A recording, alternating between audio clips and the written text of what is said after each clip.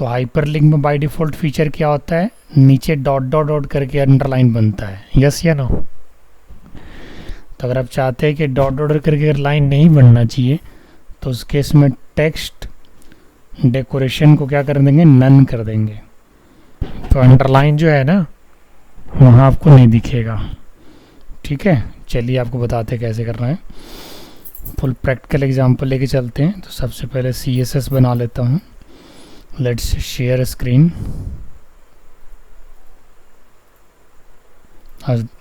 आसिफ का interview clear हो गया है।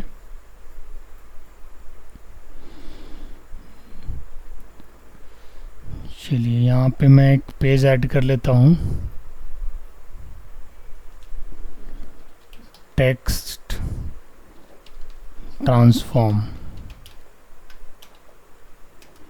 कौन से कंपनी से सर? जयपुर में है कोई डेवलपमेंट की कंपनी। .NET पे ही हुआ है, मतलब कोर टेक्नोलॉजी है। अच्छा भैया, पहले से बोल रहे थे वहाँ पे। हाँ, उसकी इंटरव्यू करवाने के लिए मैं बहुत पहले से प्लानिंग में था। मेहनत जो करेगा वो निकाल ही लेगा। ये लोग के तो बहुत लेट हो रहा है, बहुत पहले ले लेता है ये लोग जॉब। थोड़ा सा लापरवाही कर दिया बीच में। जिस हिसाब से पढ़ाया जाता उनका है हो गया सारा। Sir placement? हाँ, इंटरव्यू वगैरह क्लियर हो गया, अब जयपुर जाना है बस। चलिए सबसे पहले यहाँ पे मैं पहले तो HTML5 को रिप्रेजेंट कर लेता हूँ। स्क्रीन शेयर कर दिया हूँ ना। जिसके बाद head, yes sir. Title, title close, और यहाँ पे क्या क्या हम आज यूज़ बताने वाले हैं। तो टेक्स्ट डेकोरेशन एंड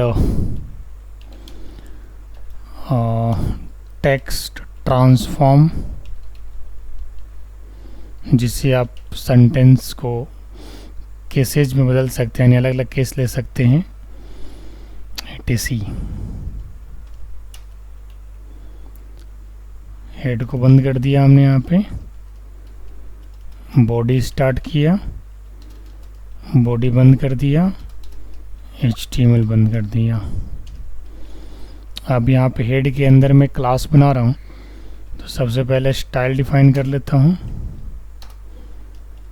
और इसके अंदर मैं एक टेक्स्ट नाम का क्लास बनाता हूँ, माई टेक्स्ट। ठीक है, इसमें कुछ प्रॉपर्टीज़ डिफाइन कर देते हैं। जैसे विड्थ हमने 500 पिक्सल डिफाइन कर दिया। हाइट जो है वो 200 पिक्सल डिफाइन कर दिया। बैकग्राउंड कलर जो है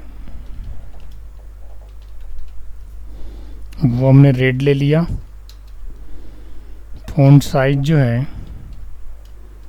वो हमने 60 पिक्सल ले लिया। कलर वाइट ले लिया।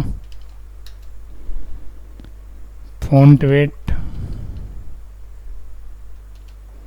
बोल्ड ले लिया। फ़ॉन्ट स्टाइल ऑब्लिक ले लिया। और इसके बाद टेक्स्ट ट्रांसफॉर्म। टेक्स्ट ट्रांसफॉर्म फिलहाल अभी मैं अपर केस ले रहा हूँ।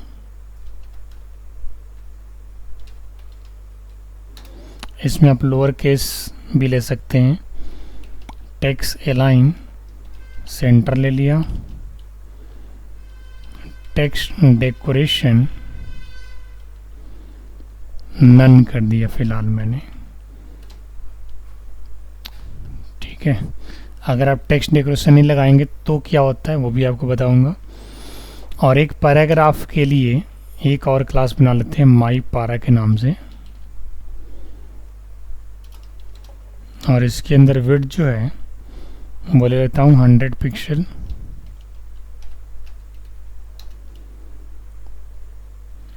हाइट जो है 400 पिक्सल। Background colour blue.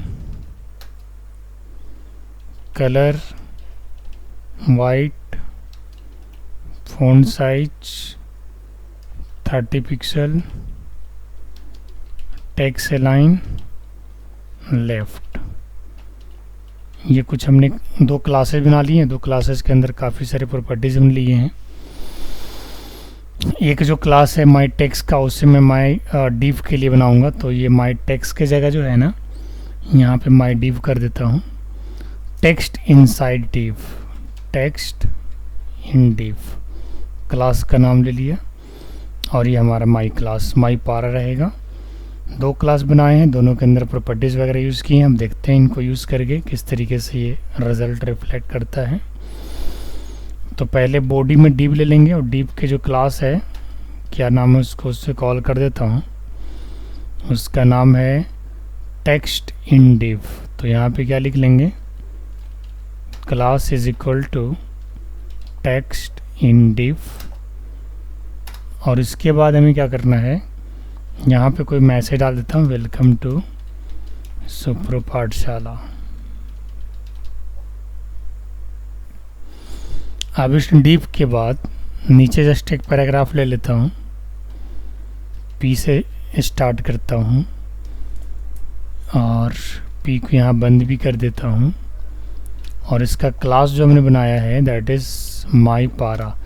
हम क्लास क्यों ले रहे हैं आपको पता होगा, क्योंकि हमने इसे कैसे बनाया है, डॉट से बनाया है। तो जब आप डॉट से बनाते हो तो उसे क्लास ऐसे कॉल करना पड़ता है, आप लोगों को पता ही है, यस या नो। और जब हैश ऐसे बनाते हैं तो आईडी से कॉल करना पड़ता है। और जब आप एलिमेंट के नाम से बनाते हैं तो no need to specify class and ID, फिर वो डायरेक्ट एक्सेस हो जाता है।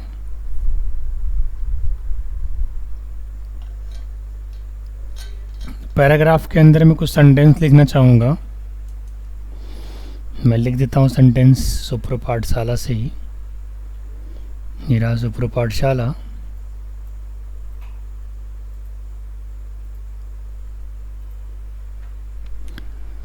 और CSS के ही उसमें चले जाते हैं, और यहाँ पे इस पैराग्राफ को उठा लेते हैं।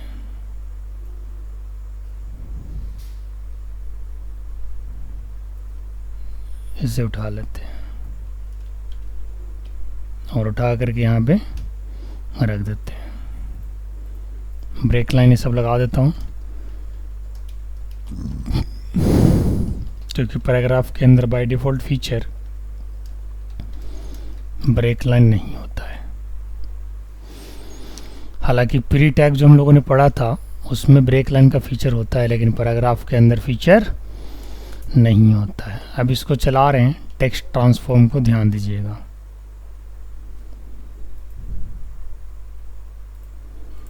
ये हमारा वेब डेवलपमेंट का फोल्डर है, टेक्स्ट ट्रांसफॉर्म की फाइल जो आज हमने बनाया है।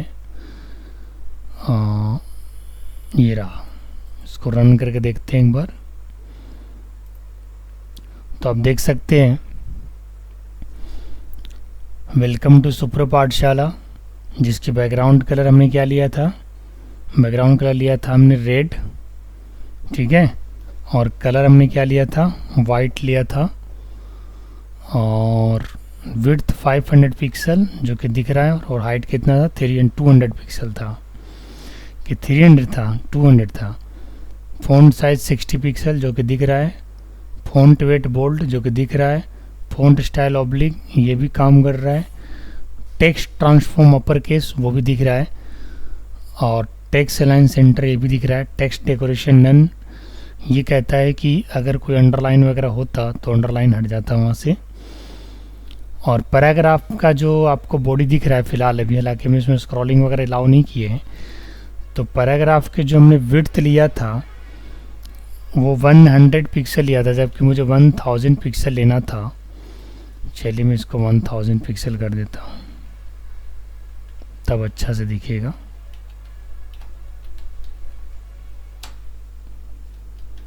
अब इसको दोबारा चलाते हैं, यस। और इसके अंदर हमने क्या लिया है, बैकग्राउंड कलर ब्लू लिया है, कलर वाइट लिया है। इसकी हमने टेक्स्ट अलाइनमेंट लेफ्ट रखा है, तो आप देख सकते हैं ये सारी चीज़ें लेफ्ट है। ठीक है। अच्छा, div के अंदर हमने क्या लिखा था, ये हमारा div हो गया। ऊपर वाला जो क्लास है div है, वेलकम टू सुपर पाठशाला, और नीचे क्या है, पैराग्राफ है। टेक्स्ट ट्रांसफॉर्म की अपर केस की जगह एक बार लोअर केस दे के देखते हैं कि क्या ये काम कर रहा है, नहीं कर रहा। काम तो करना चाहिए।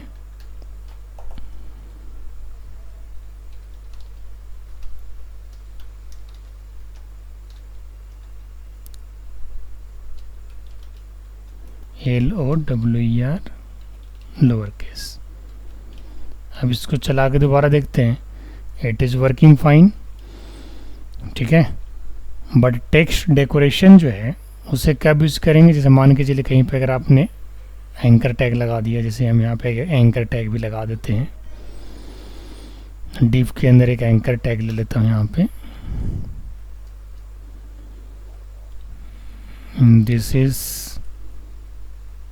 Link visit this link to know more about Supro पाठशाला। अब यहाँ पे एक लिंक डाल देता हूँ, href = https www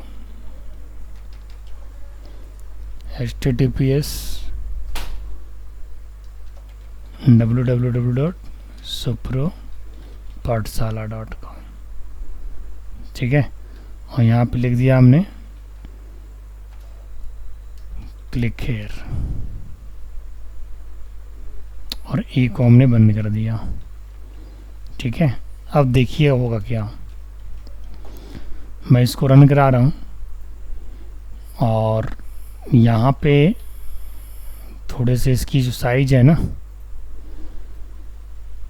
साइज को थोड़ा और बढ़ा लेते हैं, इसे भी 1000 पिक्सल कर देते हैं, हाइट को 300 पिक्सल कर देते हैं, और फ़ॉन्ट साइज को 30 पिक्सल कर देते हैं। सेव करके दोबारा रीलोड करता हूँ। अब आप देख सकते हैं यहाँ पे जो बिल्कुल सॉलिड अंडरलाइन आ रहा है। अगर मैं टेक्स्ट ट्रांसफॉर्म हटा दूँ तो देखिए क्या होगा, सॉरी टेक्स्ट डेकोरेशन अगर हटा दूँ, मैं यहाँ पे कमेंट कर देता हूँ, ध्यान दीजिएगा। मैंने कमेंट कर दिया टेक्स्ट डेकोरेशन को।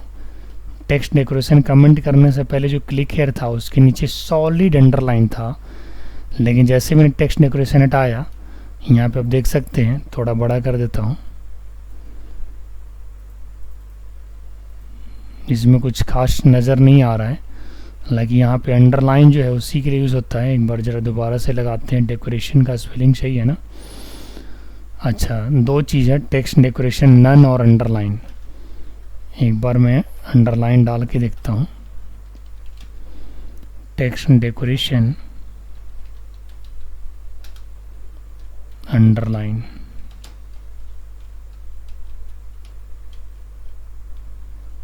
ये देखिए पूरे टेक्स्ट पे आपको अंडरलाइन आ गया। अगर आप एक साथ लेके आना चाहते हैं तो, और टेक्स्ट डेकोरेशन अगर नन करेंगे तो जो अंडरलाइन होगा वो हट जाएगा।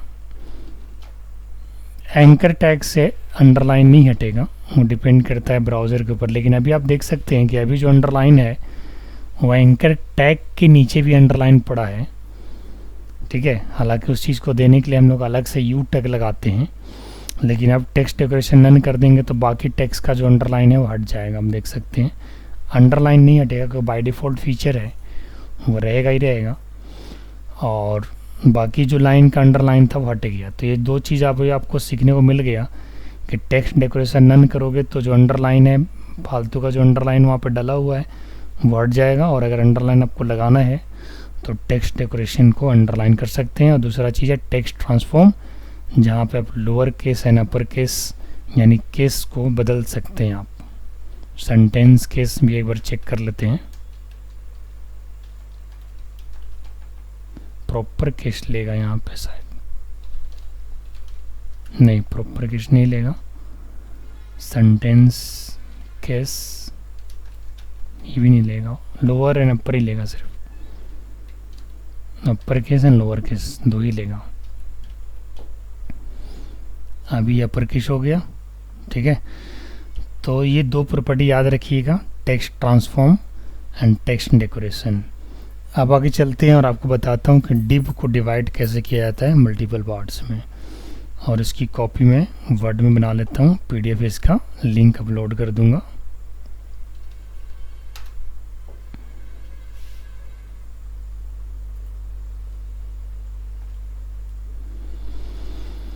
एक और नया फाइल लेते हैं यहाँ पे, डिवाइड कॉलम .html के नाम से, और सबसे पहले यहाँ पे डॉक टाइप HTML को रिप्रेजेंट कर रहे हैं।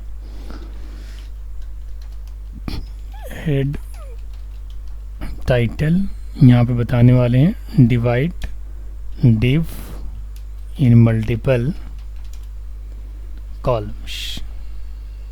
टाइटल बंद कर देंगे और हेड को बंद कर देंगे। यहाँ पे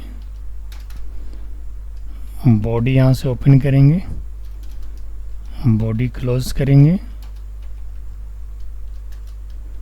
HTML क्लोज करेंगे,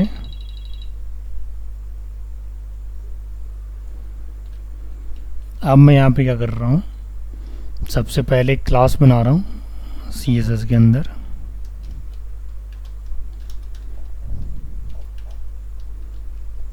जिसका नाम देता हूँ मेन क्लास।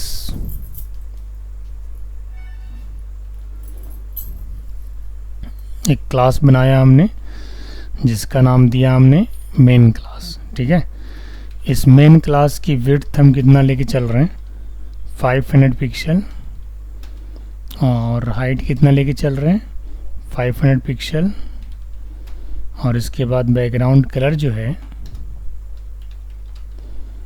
वो रहेगा रेड। अब इसके बाद जो नेक्स्ट क्लास बना रहे हैं पेरेंट रो 1, 2 रो में डिवाइड करेंगे, 2 रो और हर रो में 2 कॉलम, तो उतनी सारी क्लासेस बनानी होगी। अब यहाँ पे कैलकुलेशन करना पड़ता है। कैलकुलेशन क्या करना पड़ता है कि अगर हमारा मेन डिव 500 इंटू 500 है तो जो भी रो एंड कॉलम बनेगा इसी में बनेगा, इससे ज़्यादा तो बनेगा नहीं, इससे ज़्यादा बनेगा तो डिव के बाहर अंदर वाला चाइल्ड डिव बाहर निकल के आ जाएगा। तो सबसे पहले मैं क्या करता हूँ, एक पेरेंट रो बना लेता हूँ, पेरेंट रो 1 यानी फर्स्ट। ठीक है, ध्यान दीजिएगा, पेरेंट रो फर्स्ट, ये क्लास बनाया हमने। और फर्स्ट रो को हम कितने हाइट एंड विड्थ में डिफाइन करना चाहते हैं, तो विड्थ हमारा इसका सेम रहेगा 500 पिक्सल, बट इसका जो हाइट रहेगा वो रहेगा 250। उससे क्या होगा, चूँकि हाइट हमारा पहले से कितना है मेन डिव का 500 है, तो आधे आध में बढ़ जाएगा। और इसका बैकग्राउंड कलर क्या रहेगा, इसका बैकग्राउंड कलर रहेगा येलो, पेरेंट रो 1 का। अब इस पेरेंट रो 1 के बाद फिर एक पेरेंट रो 2 बनाते हैं।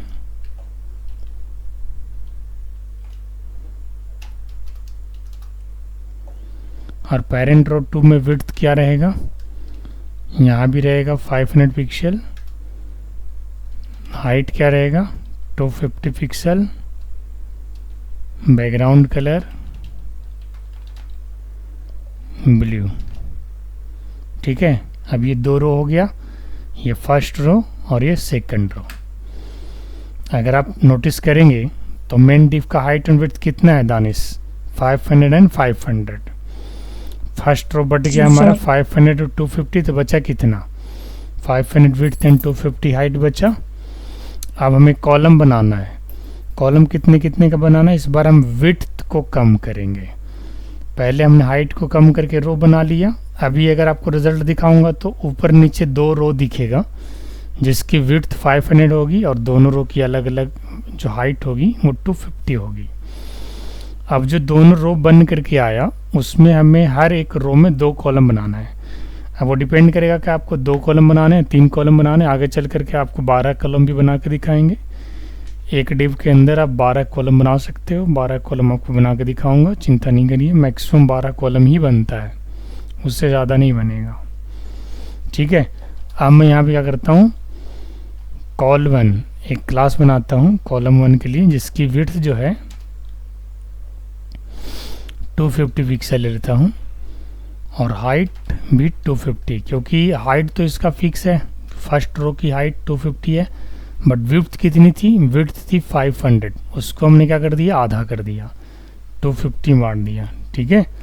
अब क्या करना है, बैकग्राउंड कलर लेना है। बैकग्राउंड कलर इसलिए ले रहा हूँ ताकि आप पहचान सको कितनी सारी ना उनकी डिवाइडिंग हुई है। और फ्लोट लेफ्ट क्यों करना है, फ्लोट लेफ्ट में एक प्रॉपर्टी होता है, यानी फ्लोट लेफ्ट करने से होगा कि ये कॉलम जो है ना फर्स्ट रो के लेफ्ट साइड में चला जाएगा, लेफ्ट साइड में। यानी लेफ्ट करने के बाद जो सेकंड कॉलम हम लोग लेंगे उसको भी लेफ्ट से लेंगे, तो वो कहाँ से शुरुआत करेगा, 250 पिक्सल के बाद, क्योंकि 250 पिक्सल तो ऑलरेडी ऑक्यूपाई कर लिया। अगर मैं आपको पेंट में दिखाऊं तो मैं आपको पेंट में थोड़ा ड्राइंग करके दिखा देता हूं कि ये बन कैसे रहा है। तो ये रहा पेंट, और यहाँ पे मान के चलो कि ये आपका एक मेन डिव हो गया जो 500 इंटू 500 है।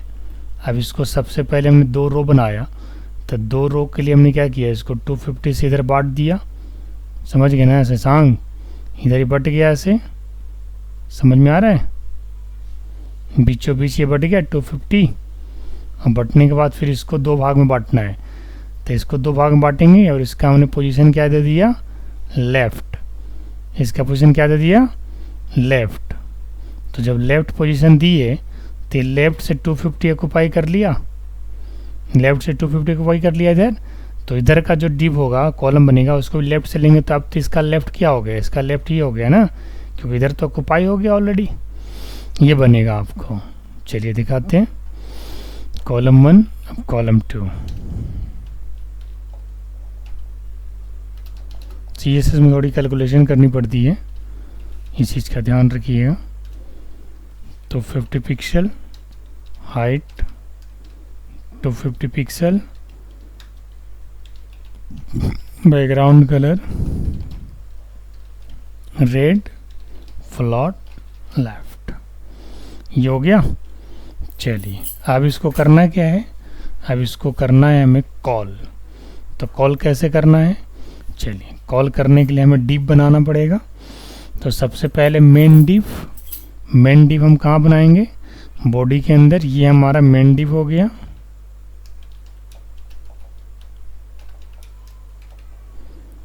मेन डिव हमने ले लिया। अब मेन डिव के अंदर हम किस क्लास को कॉल करेंगे, वो हम कॉल करेंगे class equal to main div को। Clear, 500 into 500 width and height. इसके बाद हम इसके लिए लेंगे first row of main div, first row of main div. First row के लिए जो हमने डिव लेना है उसकी क्लास क्या होगा जी, जिसकी हमने क्लास किस चीज़ से बनाई है दानिश, हैश से। तो कैसे कॉल करोगे, आईडी से, यस या नो, पेरेंट रो 1, ठीक है। इसके अंदर आप लिख दो कुछ, जैसे मान के चले हम लिख दिया होम, यहाँ पे नहीं, इसके अंदर आप कॉलम लेंगे, तो यहाँ पे लिख देते हैं first column of first row, first column of first row. यहाँ पे क्या लिखना होगा, डिव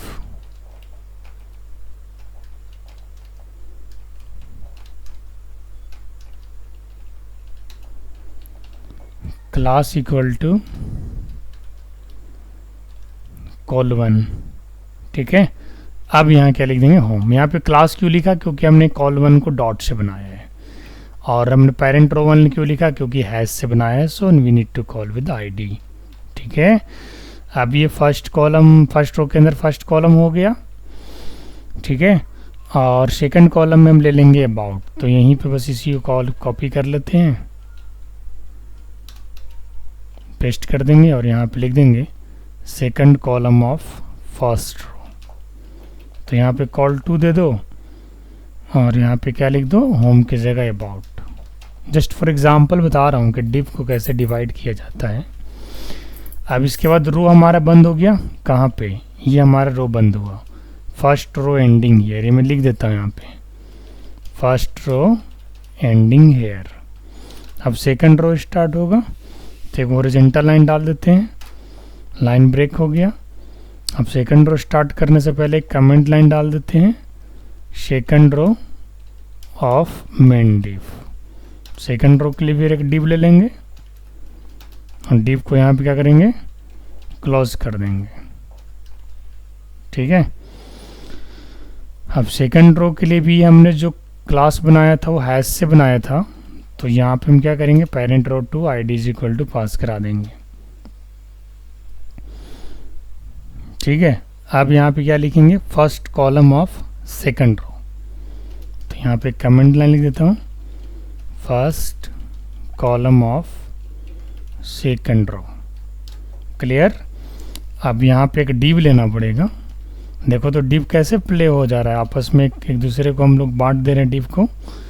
तो जहाँ भी छोटे जगहों में अगर आपको डिजाइनिंग करना हो, डिव लेके चलिएगा हमेशा।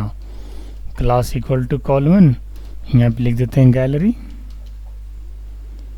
और इसके बाद फिर सेकंड डिव, सेकंड कॉलम ले लेते हैं यहाँ पे, second column of second row. फिर लेंगे डिव,